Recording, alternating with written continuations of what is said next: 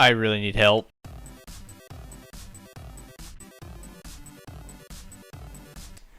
Hello everybody, and welcome to a topic today that I have for every single one of you that I think was a very interesting idea to come up with. By the way, shout out to RockHardGamer45, you gave me the inspiration for this, man, so please don't kill, I hope his fan base doesn't kill me, because, you know, I'm not taking his idea, his idea sparked a conversation that I want to start, something that I think is a really cool idea that could be theorized by a lot of people. And, you know, people might agree and people might not disagree. But so anyway, I have a question for you. And that question is, what makes a snap map difficult? Is it the author? Is it the fact that the author barely put any time and effort into balancing how the gameplay works? Is it the fact that the mechanics are off? Is it the fact that, like, enemies have twice as much as health and they do twice as much as damage as they really shouldn't? Is it the fact that the boss fight is too much of a bullet sponge and he does 1 million damage per shot and you really just can't do anything about it? Is it the type of enemies it sends at you all at once and you just can't react quickly enough? What if I told you that it's none of that? Well, it's some of that, but it's practically none of that. What if I told you that the one thing that truly makes a snap map difficult is none other than your ultimate tool? And that is your gun. Your gun is the most important thing you could ever use in any type of snap map, whether if it's a snap map that has combat in it, that is.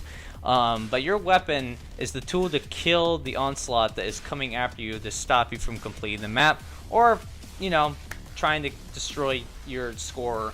And you die, and you need to redo that score because you were almost at first place, but you have to redo the entire map and get that first place. Yeah. Okay. The weapon is really the most important thing when it comes to making a snap map difficult. And you may be asking, well, why is this? Like, what's the deal with this? Well, let me tell you why. It's mainly due to the fact that, from what my experiences of 17 days played so far, of the amount of time, 17 days, but I've played this game for well over a year now. I'm a veteran at this point, but basically, I like to think that every demon has a specific weapon. Now, you're probably wondering, well, what does this mean?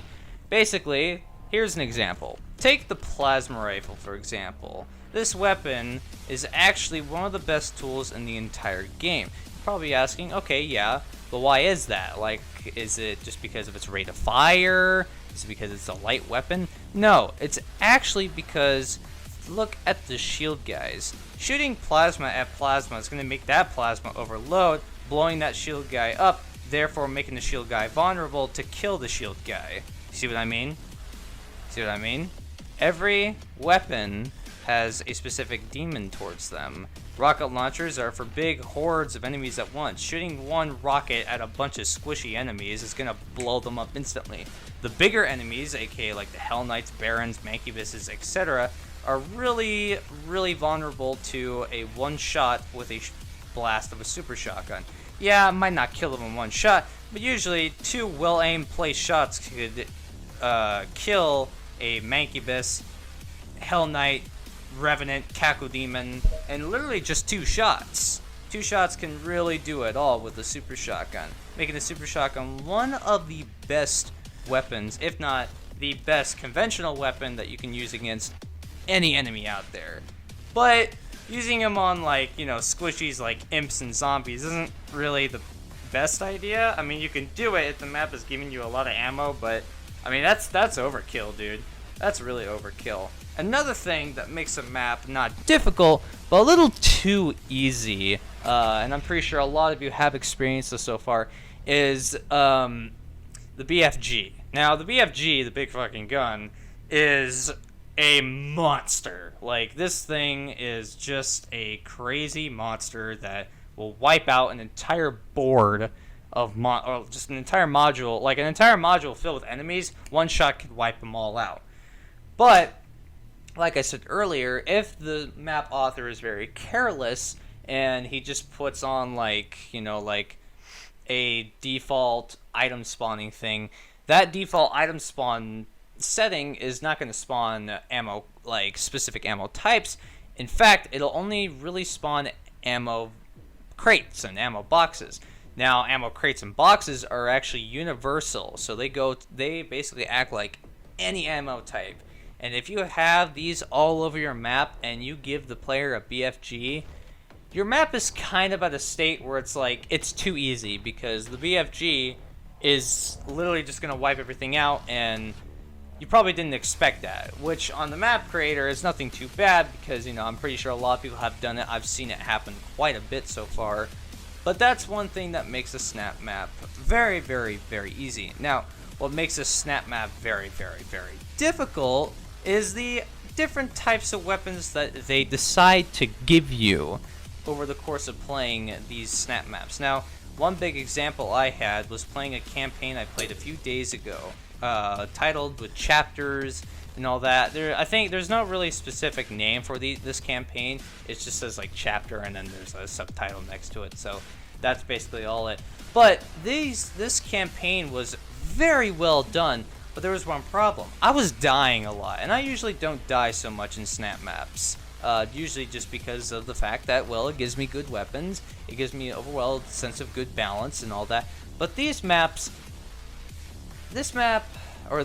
campaign, I should say, actually was a little unbalanced because of the types of weapons it was given to me. Basically, the first weapon you ever get is a heavy assault rifle, which isn't bad on its own, but the enemies that they were sending after me were soldiers that had amped health, and it was taking about 25 to 30 shots just to take out one soldier at once, and it was sending about 5 of them at once. And then it started sending shield guys at me without giving me plasma rifles until the very next room, even though the shield guys seemed to come from the second room all bombarding at me, and I wasn't really able to do anything about it. So I basically kind of had to be very strategic, and I had to kind of like scavenge ammo, pick off one guy at a time while trying not to die. Although I did die twice in that room, just because I didn't have a very good specific weapon to really kind of face off against these guys. Never once in this campaign did I ever get any type of shotgun. A shotgun even without a mod in it. The only 5 weapons I got out of this entire campaign was a heavy assault rifle, a plasma rifle, a rocket launcher, a Gauss cannon, and none other than the Hellshot. Now, these weapons in their own variety are really good. The Hellshot is a very accurate single shot weapon that does almost the amount of damage of a combat shotgun, which actually is really good. The Hellshot is one of the best weapons in my opinion in the game, but one problem with it is that it doesn't have real true oomph to it. It's just a tiny little arrow that shoots at a guy and does 150 damage to an enemy. Good, splendid. The rocket launcher only was found in the later levels where they started sending Cacodemons, Mancubuses, Hell Knights all at once. And even the map itself on the first mission was sending tons of Hell Knights, tons of frickin' pinkies at you, and tons of shield guys and soldiers that had amped health and all that. And that was a problem, and I only had the heavy assault rifle and the plasma rifle at my disposal. I only had these 2 guns. And that made it difficult, because the fact that these enemies had amped health and I didn't have the correct weapons to really face them off was very, very tedious in a way. Because for these enemies to have this much health, the best options are, let's say, a shotgun with a charged mod. Like that's a good weapon against these type of enemies, or a Hellshot. That's another good weapon that could be used against this to be utilized. Or, say a super shotgun. Because these enemies had so much health, I really needed this, these were probably the 3 most appropriate weapons to use against these enemies for these beginning stages, because of the fact that, well, these guys had a lot of health, and they were mean, and they really, really wanted to get at my groins and all that stuff. And see, that truly is what made those maps hard. Is because you only got 5 different types of weapons there, and they weren't the best for the situation. For these enemies, I really needed something like a super shotgun and I really need something like a good rocket launcher, but the rocket launcher didn't come until way later.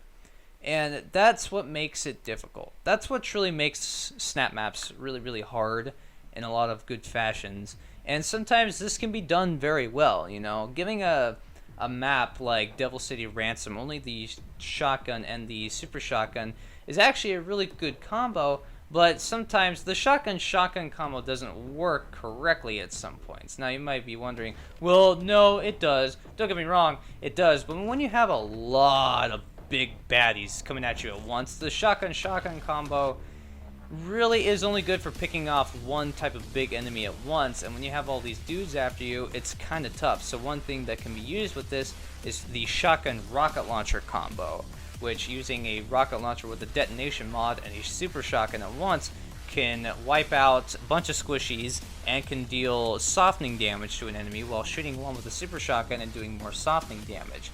This is a really, really good use of a tactic that I use all the time in Snapmap. When I ever get the rocket launcher or the detonation mod for the rocket launcher and the super shotgun, those are my two primary weapons for any occasion mostly. And if there's just a few squishies, I'll probably use something like the heavy assault rifle or, hell, even the pistol. Because the pistol itself in Snapmap is actually not too bad. But for situations like fighting Barons of Hell, no. No. Just no.